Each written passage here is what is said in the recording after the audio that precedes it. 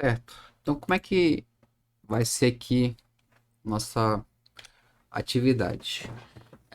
Como já tinha deixado para você estabelecido, né? A gente vai dividir o nosso conteúdo em 6 unidades, em 6 tópicos aí, certo? A gente já estudou os dois primeiros, aí depois a gente vai prosseguir.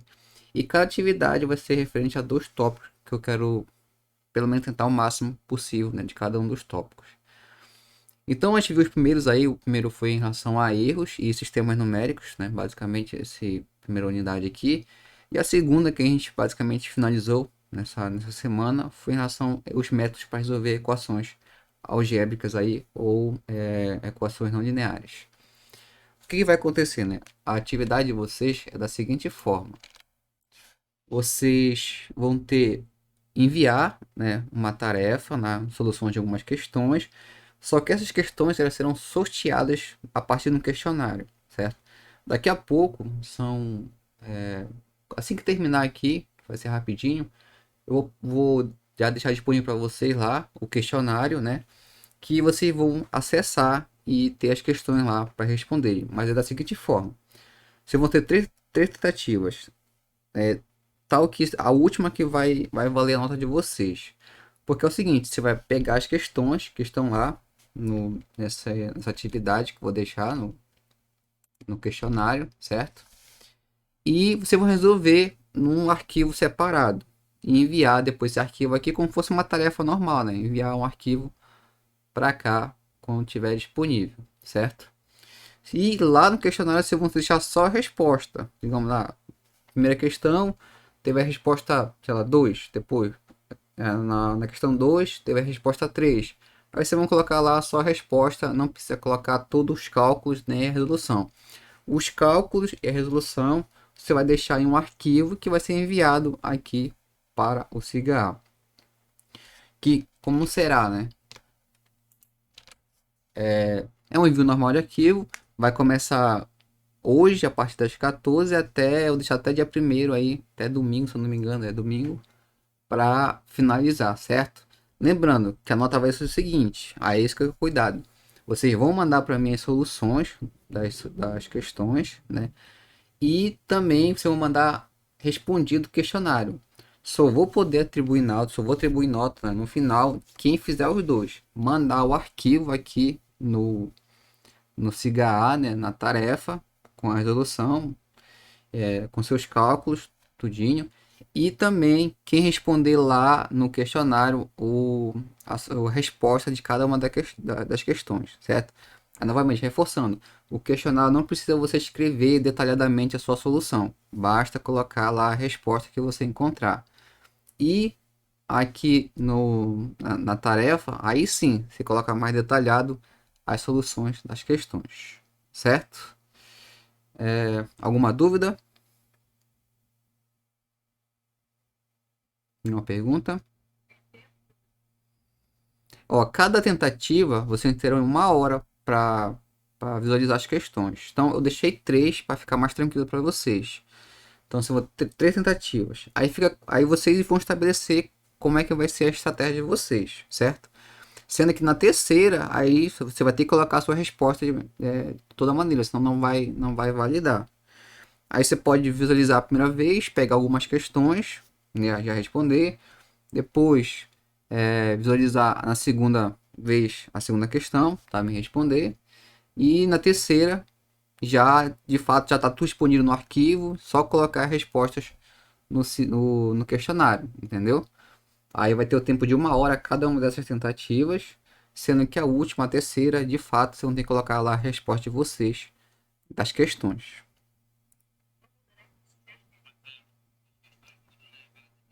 Não, eu configurei para não mudar as questões. O que pode mudar, talvez, é alguma alternativa lá que está A, B, C, podem trocar, mas as questões são as mesmas para quem. Se fosse a sua primeira vez, o sistema, a próxima vez que você acessar, vai ser as mesmas questões. Pode mudar algum item da questão, a ordem, mas não vai mudar a questão, entendeu?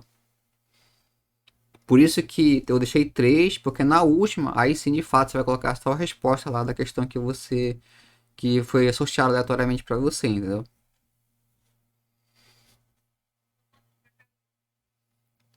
Lá serão sorteadas 5 questões para cada acadêmico. Aí, como eu falei, fica a critério quem tá a estratégia de vocês. Ou vocês tentam olhar logo todas as questões na primeira tentativa, ou você pode fazer a primeira tentativa já olhar algumas e tentar fazer. Então pegar na primeira e segunda tentativa as questões e deixar para responder só no final. Aí fica a critério de quem está fazendo. Mas é importante, são 3 tentativas e na terceira tem que estar já tudo respondido lá no questionário, respostas de cada questão. Certo? E a tarefa, no caso aí, para enviar o arquivo, é normal, você vai enviar um arquivo aqui, quando tiver disponível. Preferencialmente um PDF, tá? Porque fica melhor para baixar e para mim visualizar. E todas as questões. E novamente, só vai valer se você fizer os dois. Responder lá o questionário com a resposta e mandar para mim o arquivo com as soluções.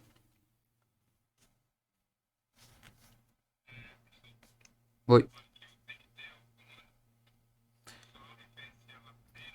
Pode. Isso, pode ser só o comando da questão. Melhor, só a referência no caso dela, só a numeração lá. Primeira questão, o item A, digamos. Aí você pode deixar só isso aí. Não precisa colocar o comando.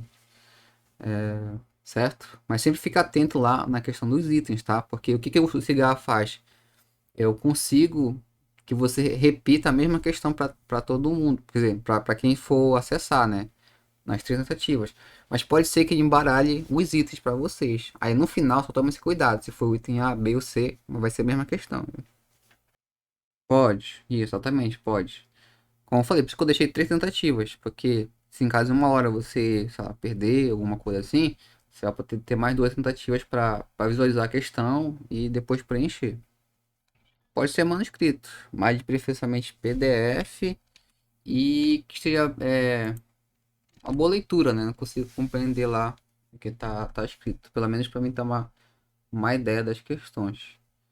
Porque justamente eu fiz isso, né? Vai ter o questionário, aí eu vou olhar para o questionário de vocês, aí eu vou olhar depois o PDF, né? Se tiver batendo tudo ok lá, o cálculo de vocês. Aí se não tiver, aí talvez eu chame individualmente cada um, olha, você, ó, fez a questão assim, mas a tua solução lá tá diferente, né? Por quê? Aí a gente conversa depois.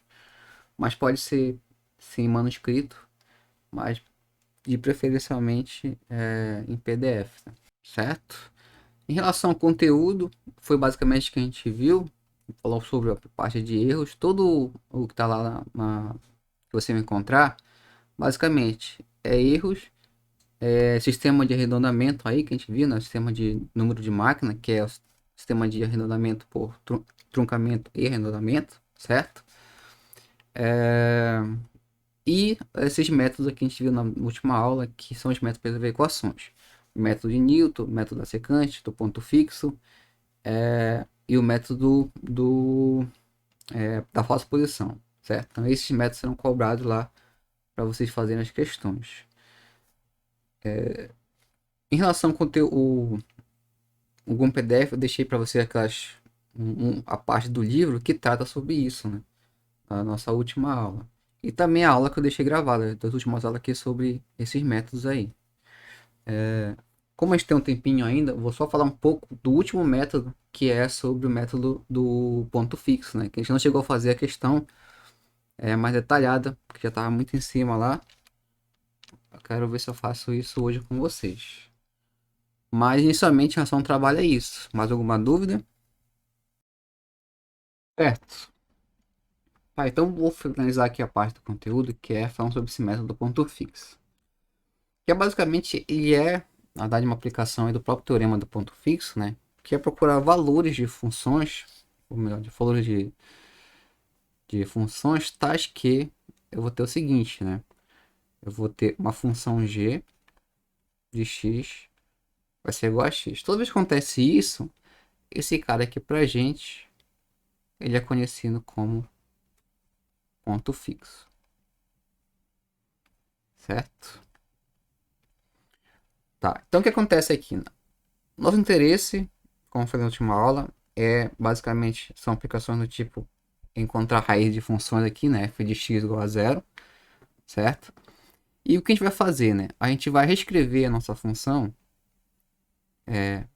a função f como uma g de x menos x igual a zero. Se eu conseguir fazer isso para a função f, eu consigo deixá-la dessa forma aqui, né? Que é do ponto fixo. E sim gerar um processo interativo aí para gerar as funções, os valores. De tal forma seguinte, né? Que o método interativo, no caso aqui, ele chama de função iteração, basicamente é que para cada x dado, eu vou encontrar um x mais 1, né? Que seria um novo valor da raiz, certo? No tive uma aula, a gente viu porque acontece isso, né? Basicamente está pegando duas funções aí, uma função g e identidade, e está igualando, que é justamente nesse ponto onde acontece a igualdade, ele vai ser o zero da função, né, da função f, que é a função interessada para a gente, certo? Deixa eu pegar aqui um exemplo. Ah, tá, também a gente viu o critério de convergência, beleza? Então tá aqui um exemplo para a gente verificar a questão da convergência. Aqui, ó.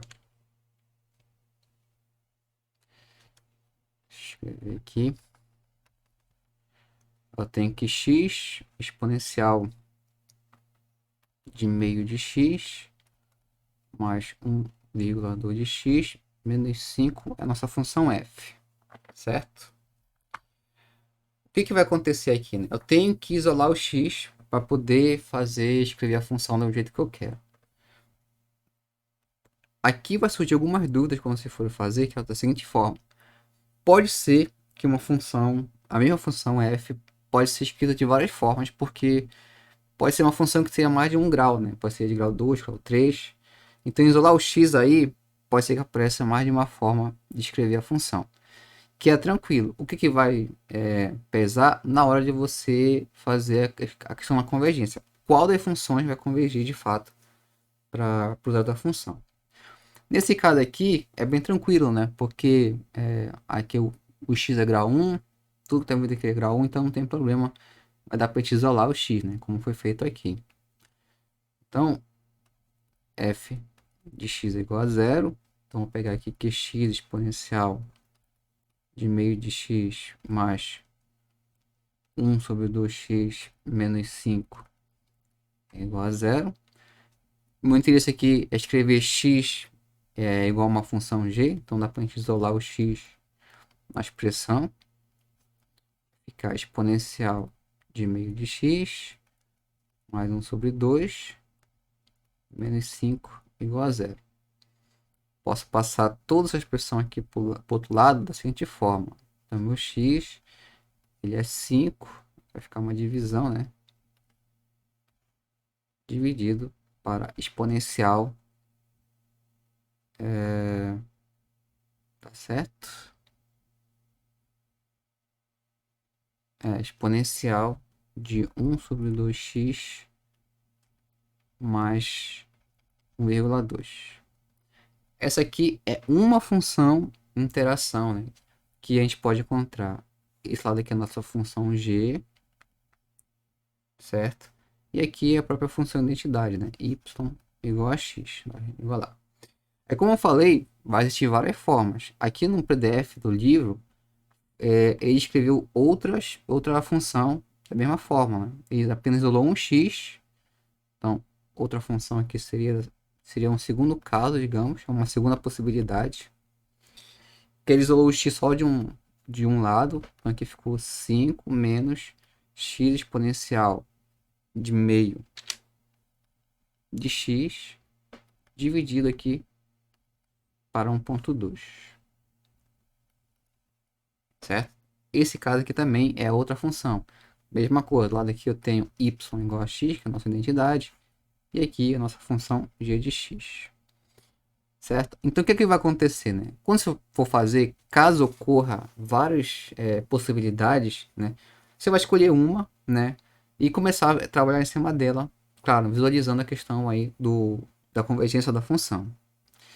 Geralmente, como exige o seguinte, né? Pelo critério de convergência,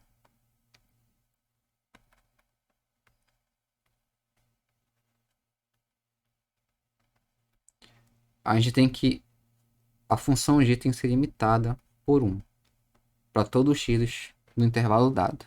Aí você vai pegar a função, uma, a primeira ou a segunda, visualizar qual você pode trabalhar mais facilmente para verificar essa condição aqui, certo? Daí você utiliza ela para fazer todo o processo interativo. Aqui no PDF foi realizado em cima da segunda casa aqui, dessa função, né? Porque aparentemente ele conseguiu mostrar que é mais fácil garantir a convergência dessa aqui. Deixa eu ver se ele deu o ponto inicial aqui. Ele dá a função e dá um intervalo de 1 a 2. Na verdade aqui não é a função g, na verdade aqui é a derivada de g, certo? Pronto.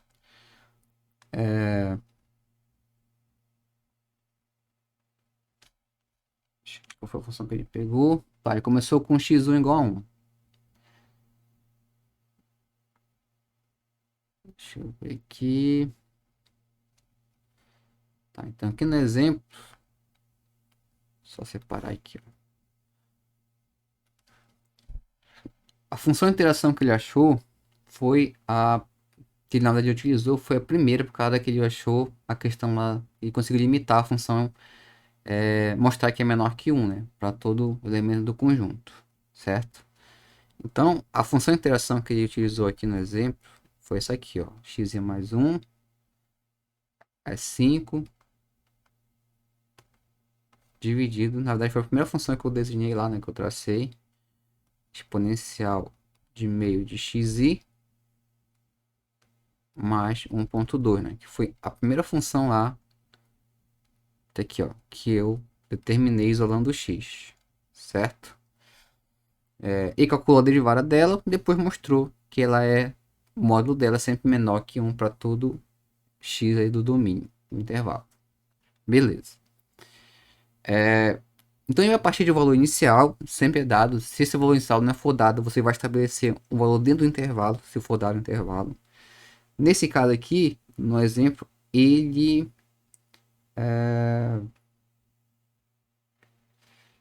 tá aqui em x igual a 1. Então começou para x1 igual a 1. Então esse cara aqui é o valor inicial.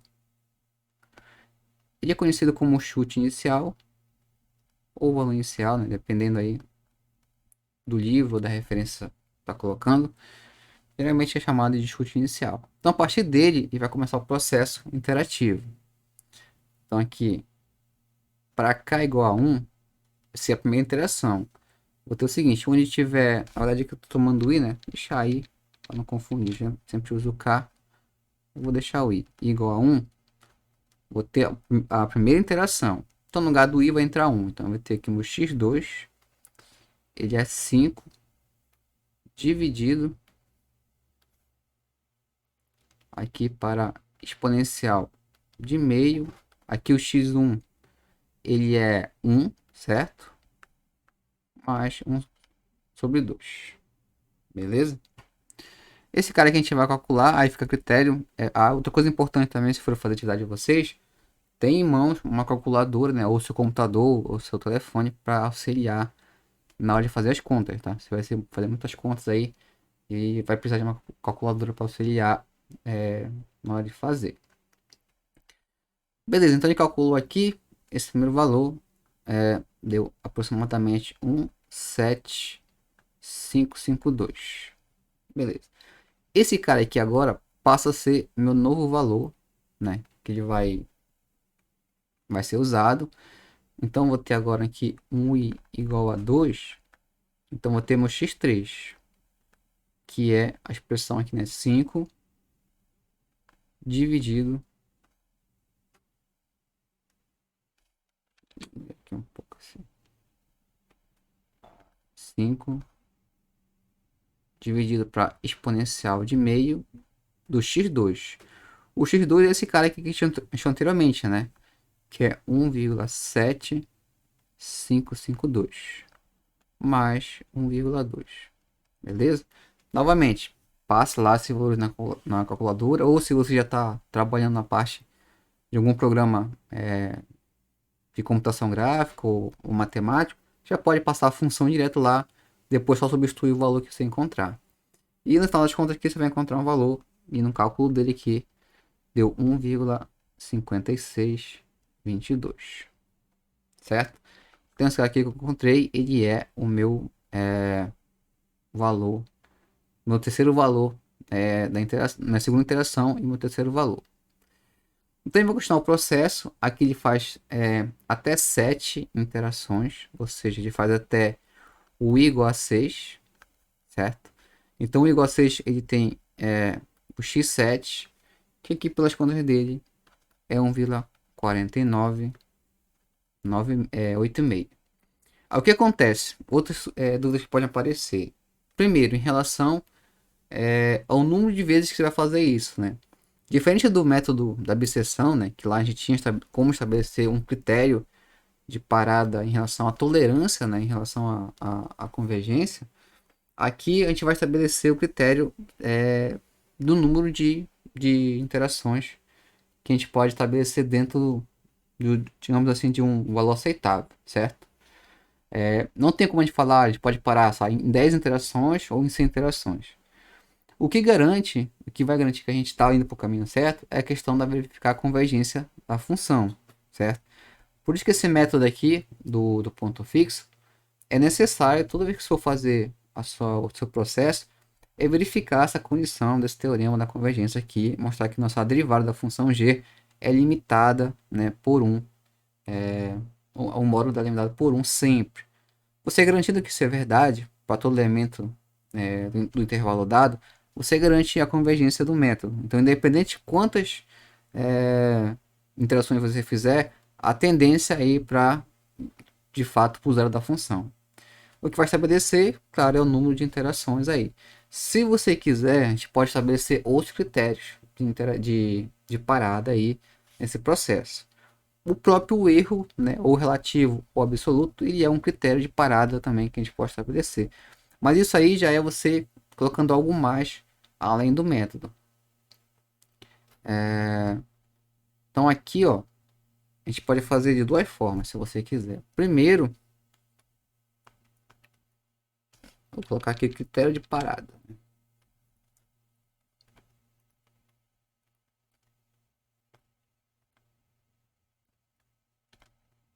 Ok?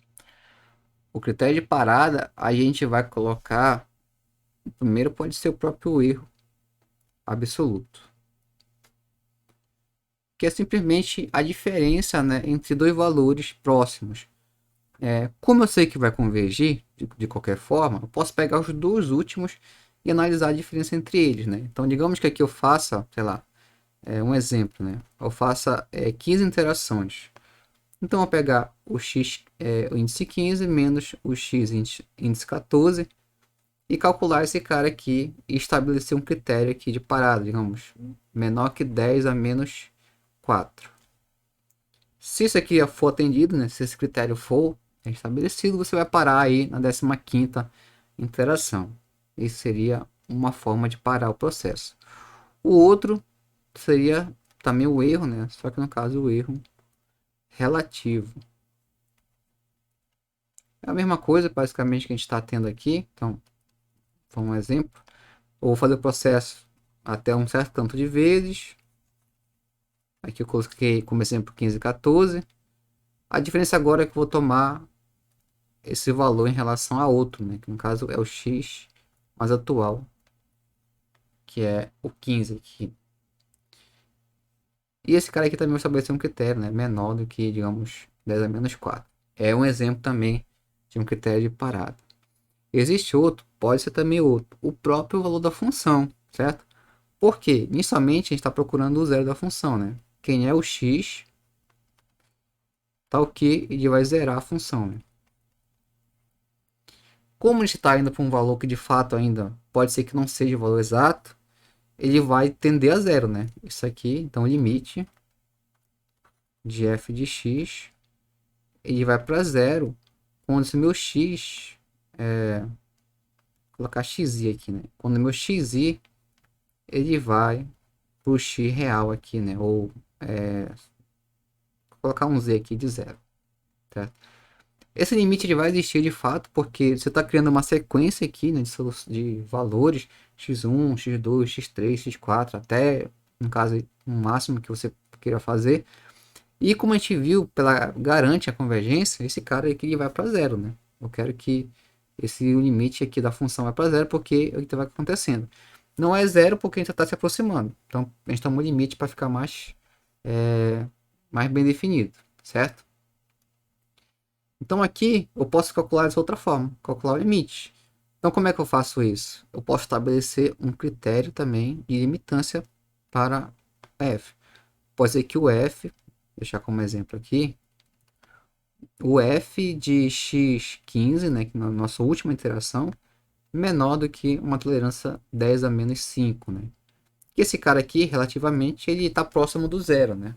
Mais próximo do zero do que o próximo de outro valor positivo ou negativo.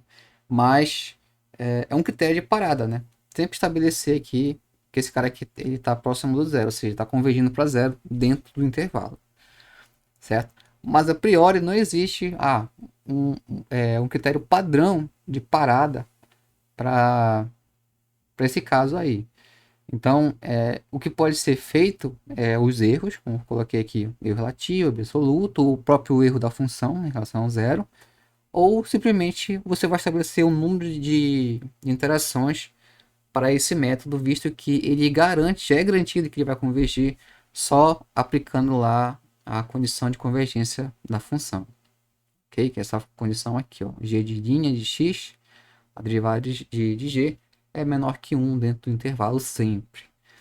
Então esses são os critérios de parada, certo?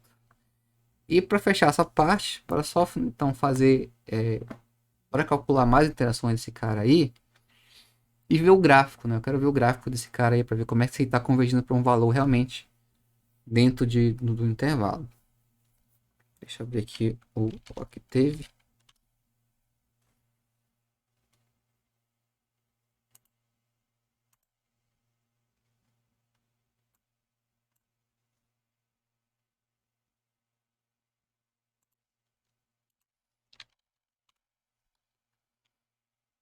O que eu vou fazer? Eu vou criar uma função recorrente, que é essa aqui, certo?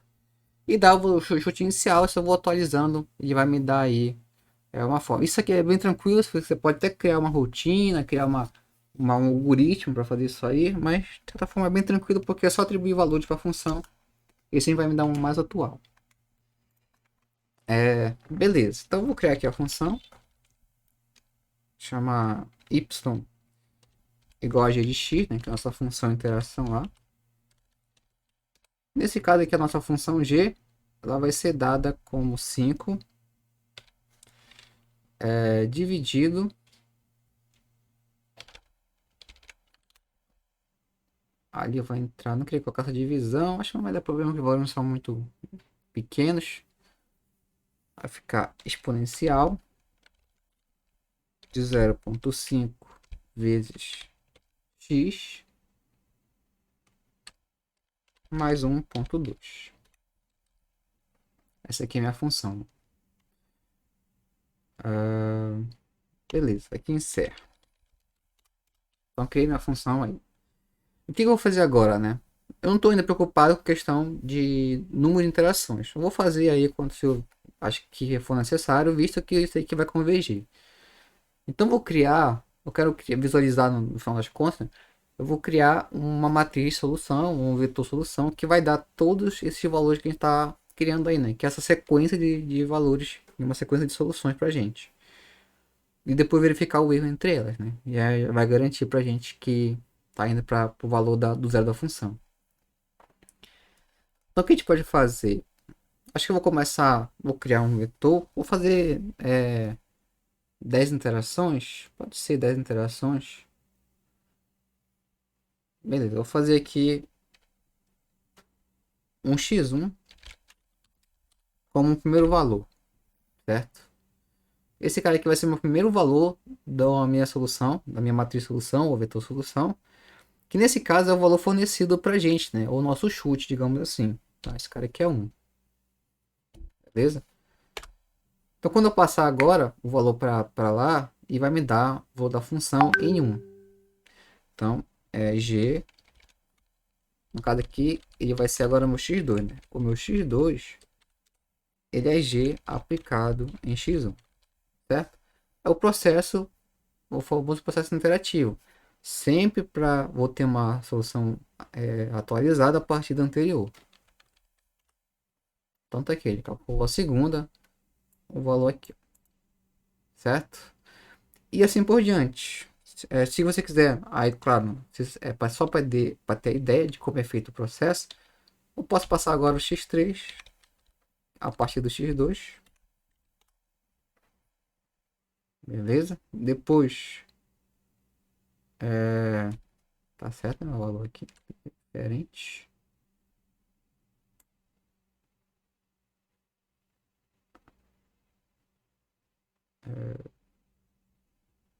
Um, tá certo. 18, 138,69. Tá certo. Mais um aqui, um x4 a partir do x3. Beleza? Fazer mais alguns aqui. Depois um x5 a partir do 4.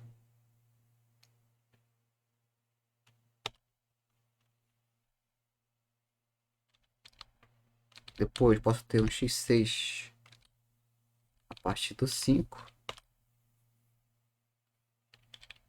E aqui um x7.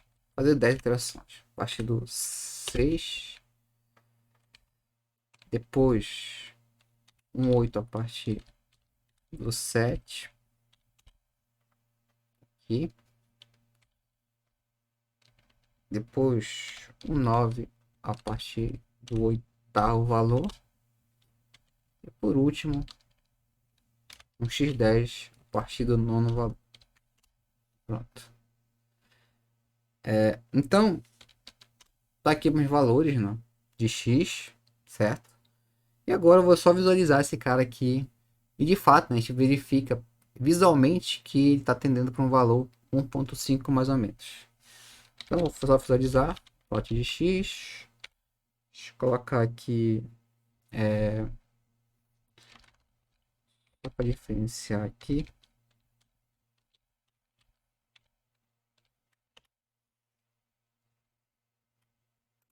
Tá aqui, ó, os pontos. Beleza. Vou só aumentar aqui. Colocar um grid. Pronto. Certo? Tá aqui os pontos traçados dentro de um valor.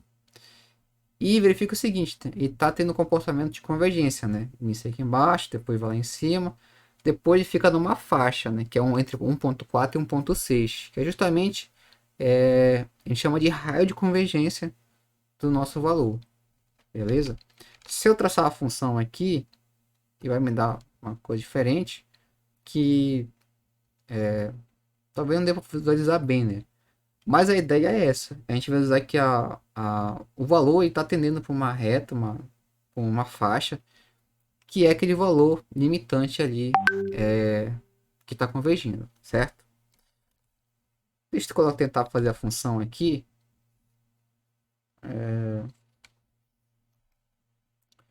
Não vai adiantar muito colocar a função f, porque ele só vai mostrar para a gente vai cortar o valor, né? Que é 1.5, mais ou menos, certo? Mas esse gráfico aqui para a gente já garante para a gente muita coisa, que a função de fato está convergindo numa faixa aí entre 1.4 e 1.6, que vai ter o seu raio de convergência. Que é 0.1, né? Se eu for analisar esse raio de convergência aí. Certo. O que mais pode ver é a questão do próprio erro, como eu falei para vocês, que é um critério de parada. Então vou calcular uns erros aqui. Para calcular o erro absoluto, só para ver o gráfico que vem e vai para zero. E tem que ir para zero esse gráfico aí do erro absoluto. Então eu vou ter lá são 10 valores, né? Então deixa eu ver se vamos confirmar o size de x. São 10 valores, como eu falei. E eu vou criar agora um vetor de erros aí, né? Chamar de erro. Esse cara aqui, inicialmente, eu vou colocar um vetor de zeros, de 10 entradas, né? 10 linhas e uma coluna. Pronto. Agora eu vou começar a atualizar esses valores aqui, né? Beleza. O que eu vou fazer agora é fazer nossa recorrência. Então, para ir variando de 1 a 10, vou ter que o erro i, ele vai ser a diferença, né, dos valores dados lá, né? Que seria o x i mais 1 menos o xi. É simplesmente a diferença dos valores. Só que esse cara aqui fica calculado em módulo, né? Valor absoluto. Esse é o erro absoluto pra gente, né? Certo. E aqui eu vou fechar. Pronto. Então, vou pegar esse cara aqui agora. Eu vou traçar o gráfico dele. Vou só salvar isso aqui, porque ele vai fazer em cima, não quero que ele faça. Deixa eu salvar como. Desktop. Salvar em JPEG aqui.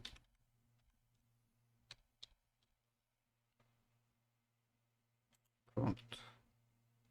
Fechar aqui.